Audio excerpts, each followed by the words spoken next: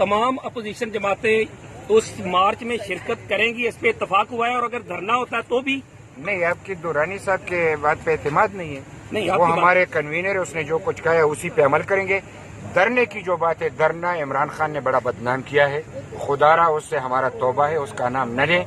हम जरूर आएंगे, इकट्ठे आएंगे, और ये आज़ादी मार्च होगा और आज़ादी लेके जाएंगे। एक रोज के लिए होगा। आज़ादी एक रोज में मिले तो खुशी की बात है, नहीं, अगर ना मिले तो फिर बैठेंगे, तो आज़ादी तो लेके रहेंगे, कितने दिन चाहे लग जाए, तो आज़ादी में जितने वक्त भी लगे।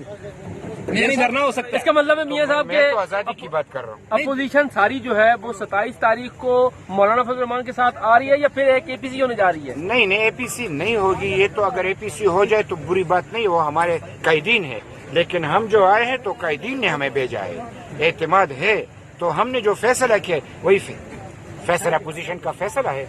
यानी अब 27 को तमाम अपोजिशन जमातें JUI के साथ होंगी। लाजमी बात है कि GUI अपोजिशन का हिस्सा है।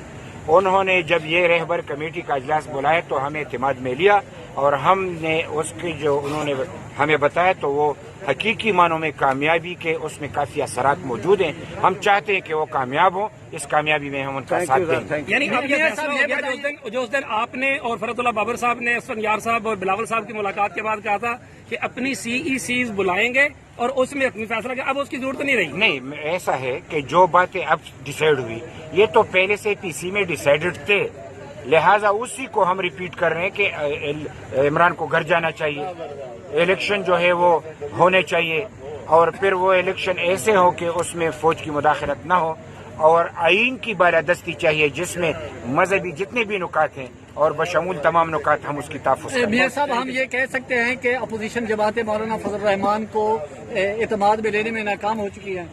ऐसी कोई बात नहीं है। जब हम सब इकट्ठे हैं तो इसको तो एतमाद कहना चाहिए।